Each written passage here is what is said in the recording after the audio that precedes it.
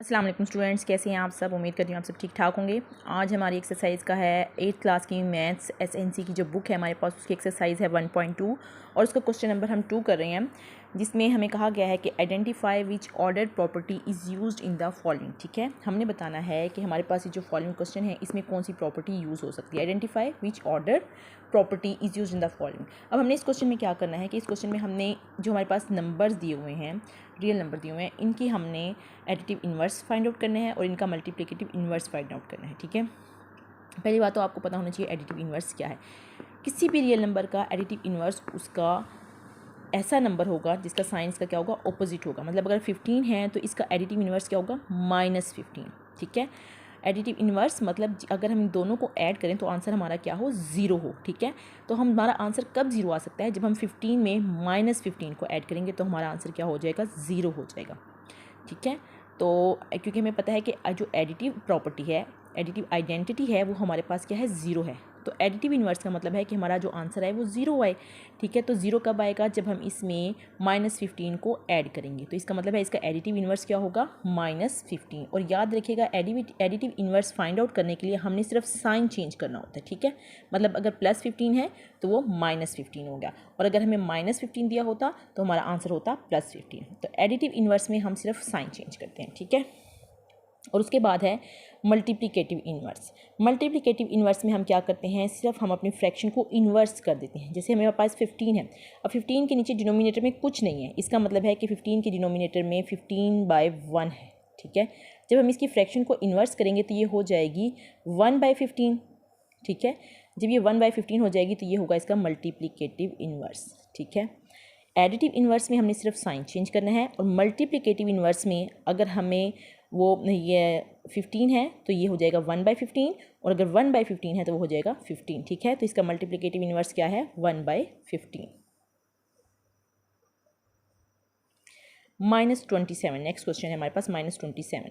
अभी मैंने आपको बताया कि एडिटिव इन्वर्स फाइंड आउट करने के लिए आपने सिर्फ साइन चेंज करना है। अगर आपको प्लस में क्वेश्चन दिया हुआ है तो आपने एडिटिव इन्वर्स के साथ माइनस लगा देना है, और अगर आपके साथ पास माइनस में दिया हुआ है तो आपने एडिटिव इन्वर्स रखना है +27। ठीक है, -27 का एडिटिव इन्वर्स क्या हो गया, +27। और मल्टीप्लिकेटिव इन्वर्स क्या है, ये -27 है तो इसका मतलब है -27/1। तो जब हम इसको इन्वर्स करेंगे फ्रैक्शन को तो ये हो जाएगा -1/27। तो इसका मतलब मल्टीप्लिकेटिव इन्वर्स हमारे पास क्या आ गया, -1/27। ठीक है, हमारा थर्ड पार्ट है 7/9। इसका एडिटिव इन्वर्स, अब ये प्लस में दिया हुआ है तो इसका एडिटिव इन्वर्स क्या होगा, माइनस में। तो ये हमारे पास एडिटिव इन्वर्स हो जाएगा -7/9। ठीक है, इसी तरह अगर हम इसका मल्टीप्लिकेटिव इन्वर्स देखें तो हमारे पास ये फ्रैक्शन में दिया हुआ है। तो मैंने भी आपको बताया कि जब हम मल्टीप्लिकेटिव इन्वर्स निकालते हैं तो हम फ्रैक्शन को उलट कर देते हैं। मतलब जो डिनोमिनेटर में होता है वो ऊपर चला जाता है, न्यूमिनेटर बन जाता है, और जो न्यूमिनेटर में होता है वो डिनोमिनेटर में आ जाता है। ठीक है, तो अब ये क्या हो जाएगा, इसका उलट जब हम करेंगे तो ये हो जाएगा 9/7। ठीक है, अब ये -9/16 है तो इसका एडिटिव इन्वर्स क्या होगा, +9/16, क्योंकि हमने सिर्फ साइन चेंज करना है तो ये माइनस से क्या हो जाएगा, +9/16। अब ये फ्रैक्शन में है तो हम फ्रैक्शन को जब इन्वर्स करेंगे, उलट करेंगे, तो हमारे पास आ जाएगा मल्टीप्लिकेटिव इन्वर्स, जो कि हो जाएगा -16/9। ठीक है, -16/9। 16 नीचे था तो ऊपर चला गया, और 9 ऊपर था तो नीचे आ गया, और माइनस एज इट इज़ आ गया। ठीक है, अब हम चलते हैं अपने फोर्थ पार्ट की तरफ। जी स्टूडेंट्स, हमारा जो फिफ्थ पार्ट है वो है -20/23। इसका हमने एडिटिव इन्वर्स फाइंड आउट करना है, और एडिटिव इन्वर्स में हमने सिर्फ साइन चेंज करना होता है। तो ये माइनस से क्या हो जाएगा, प्लस हो जाएगा, और हमारा एडिटिव इन्वर्स आएगा 20/23। ठीक है, और इसका मल्टीप्लिकेटिव इन्वर्स क्या होगा, हम सिर्फ इसको क्या कर देंगे, फ्रैक्शन को इन्वर्स कर देंगे। ठीक है, 23 को ऊपर ले जाएंगे और 20 को नीचे ले आएंगे, साइन माइनस का एज इट इज़ रहेगा। तो ये हमारे पास हो गया -23/20। ठीक है, उसके बाद नेक्स्ट क्वेश्चन है हमारे पास 1 का एडिटिव इन्वर्स क्या होगा, ये +1 है तो इसका एडिटिव इन्वर्स होगा -1। ठीक है, और मल्टीप्लिकेटिव इन्वर्स क्या होगा, देखें ये 1 है तो इसका मतलब ये 1/1 ऐसे लिखा हुआ है, और अगर 1/1 को लिखें तब भी आंसर हमारे पास क्या होगा, 1 ही होगा। ठीक है, it's mean multiplicative inverse of 1 क्या होगा, 1 का मल्टीप्लिकेटिव इन्वर्स क्या होगा, 1 होगा, और एडिटिव इन्वर्स होगा -1। ठीक है, हमारा 7th पार्ट है -2/3। अब ये -2/3 है तो इसका एडिटिव इन्वर्स क्या होगा, +2/3, क्योंकि हमें एडिटिव इन्वर्स में सिर्फ साइन चेंज करना होता है। ये हो गया हमारे पास 2/3। ठीक है, और मल्टीप्लिकेटिव इन्वर्स क्या होगा, हम इस फ्रैक्शन को टोटली इन्वर्स कर देंगे तो ये हो जाएगा हमारे पास -3/2, ठीक है।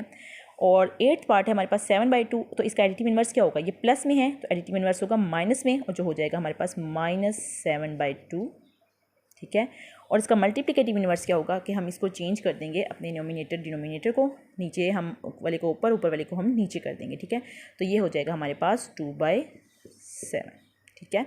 ये है हमारे पास क्वेश्चन नंबर 8। अब हम चलते हैं अपने पार्ट नंबर 9 की तरफ। स्टूडेंट्स, हमारा पार्ट नंबर 9 है 7, तो 7 का एडिटिव इन्वर्स क्या होगा, -7, ठीक है। एडिटिव इन्वर्स हो गया हमारे पास -7, और मल्टीप्लिकेटिव इन्वर्स होगा 1/7, क्योंकि अगर सिर्फ 7 है तो इसका मतलब है ये 7/1 है, ठीक है। तो अगर हम इसको उलट करेंगे तो ये क्या हो जाएगा 1/7, ठीक है। ये इसका मल्टीप्लिकेटिव इन्वर्स है।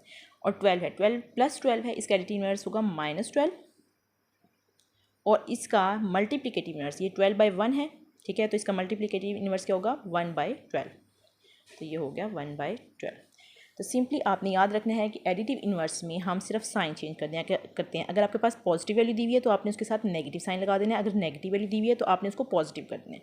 और मल्टीप्लिकेटिव इन्वर्स में आपने उस फ्रैक्शन को चेंज कर देना है कि नीचे वाली वैल्यू को ऊपर लिख देना है और ऊपर वाली वैल्यू को नीचे लिख देना है।